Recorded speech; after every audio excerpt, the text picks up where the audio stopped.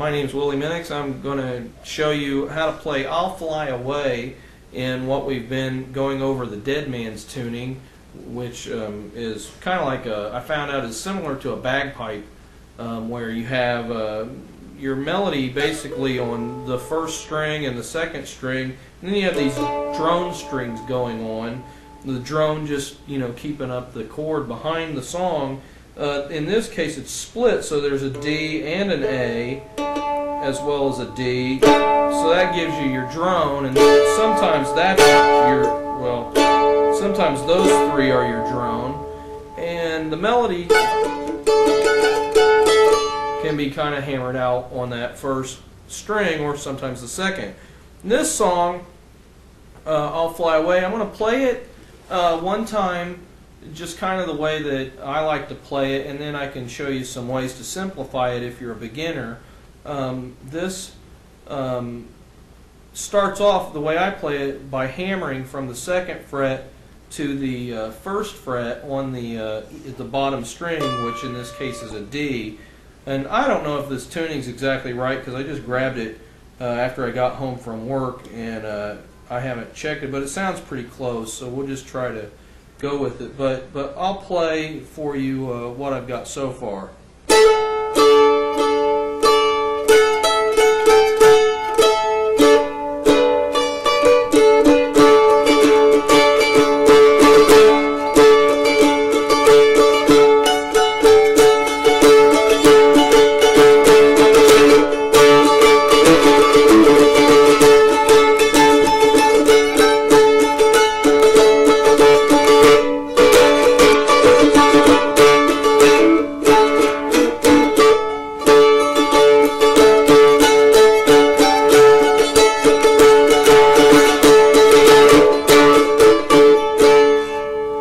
So that's I'll Fly Away just one time through, and real simplified.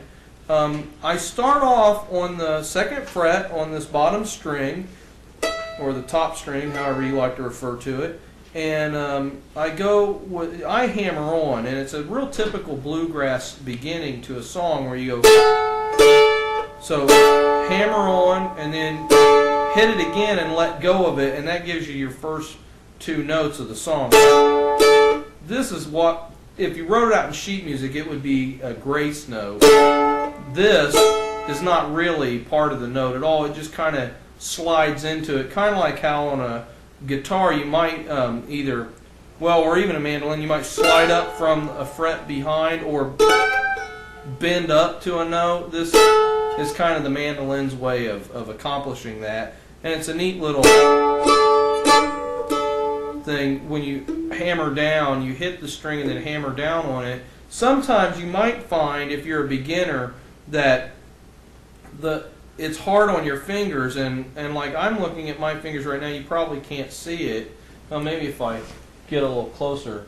My fingers, I don't think it's coming out well in the video, but it's really these two fingers have the most wear because I'm playing on the 2 and the 4 fret on a lot of the songs that I'm playing today, and so they're the ones that are getting most of the wear. My fingers don't tend to callus over too much like a lot of guitar players. They're just kind of hard on the tips, and they've never really calloused. I've been playing for about 20 years, and they never really callus up, but they do harden up a little bit.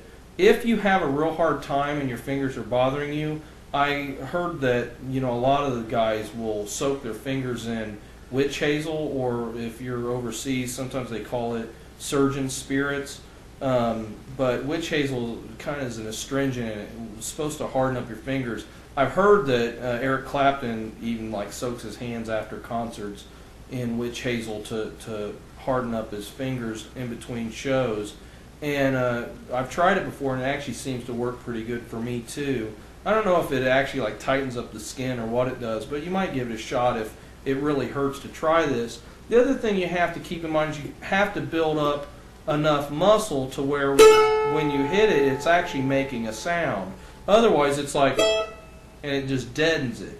You don't want to hit it with the pad of your finger as much as you want to hit it with the tip. but you don't want to hit it with your fingernail because that'll break or it'll hurt, or it can get up in between the fingernail and the skin, and that really hurts too. So for you beginners, just try to hit it with that little spot, like a little spot right between the pad and the fingernail. That's where you're going to want to try to hammer with it. And after a while, you'll get really good at it, and you'll build up the muscle to where it doesn't bother you that much. But I like to start it like that, but if it's too hard, just start it by playing that 4th fret on the bottom string. And the nice thing about this song is a lot of it is open strumming, and strumming down here and strumming up here, which gives you the different tones, the different notes of the song. So you hammer on, and then you play it open, and then you play the next string down open. So, and then back up to the top string open. So hammer again onto the 4th, and then you back to the 2nd, and then back up to the 4th. So I'll stop right there and I'll do it again.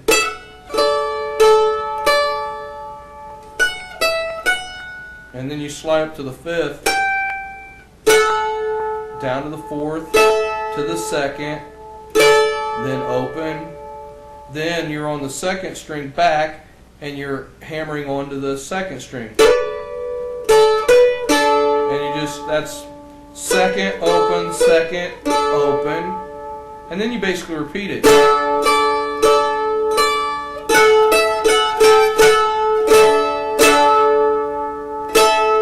That's the 2nd string on the 1st fret.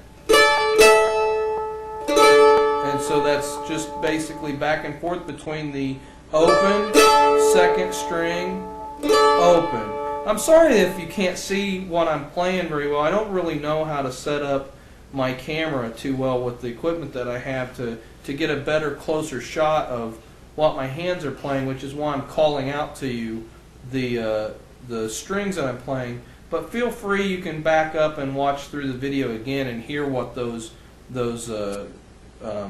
frets are that I'm playing. Also, for you beginners, I noticed that I have a friend and a couple other people I know that are violinists.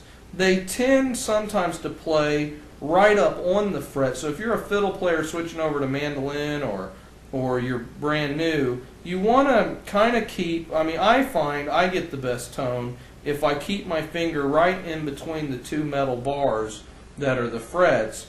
And when I'm saying fret 2, what I really mean is that you're going to put your finger behind fret 2 right in the middle to hold it down. Some people that I know get a nice sound by putting their finger almost sideways and up real close to the fret, but I don't find that that's very comfortable for me, so I tend to just use this portion I was talking about earlier right there in the middle of the 2 frets, and that gives me my nice tone that I like to go for. So the chorus goes up to the 7th fret, and that's the I'll fly away. So you got the 7th fret, 4th fret, and then twice on the 7th fret. 4th fret is O, down to that 2nd fret, glory, and then you open it up and play that. And then hammer onto the 2nd fret of the 2nd string. So hammer on, and then fly away. You just open it, hammer, open it. So I'll play that part again.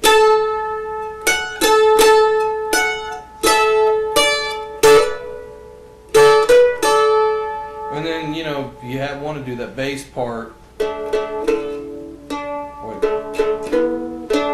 would be the bottom 2, the D and the A twice, hammer onto the 2nd fret. You don't want to wait on it too long because it's not quite, perfect. And then play that bottom, or the 2nd D string open. And then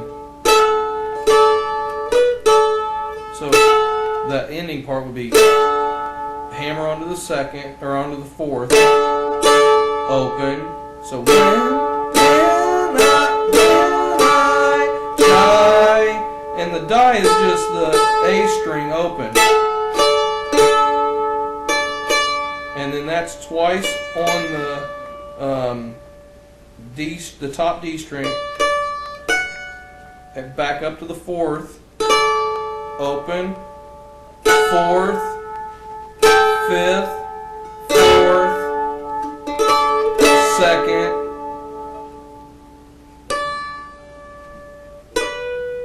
so open, then second on the A string, hammer open, then second again, and then end on the open string of the last string, which would be the D string, the high D. So, wait, sorry, I messed up.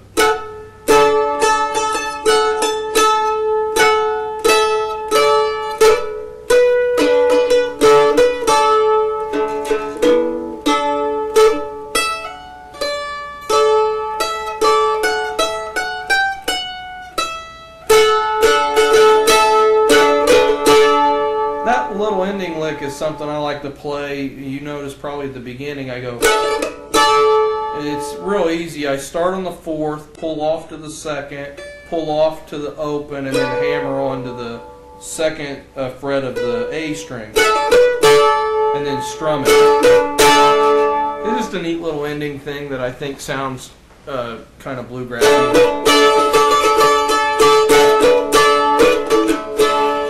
So, again, you know, the song is, and you can play little variations, like that's not exactly right, but it sounds kind of cool.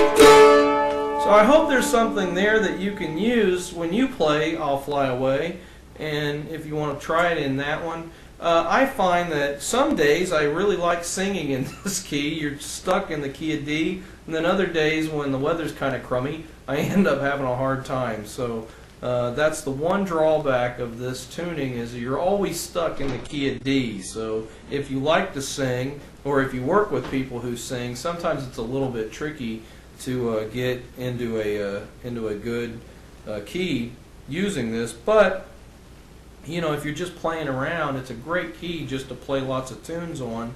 So I find a lot of times when I go hiking or something in the woods, I'll take my mandolin, and when I take a break, I'll just, you know, play some songs, old songs that I like to play. So I hope you have fun and enjoy playing this tune. God bless.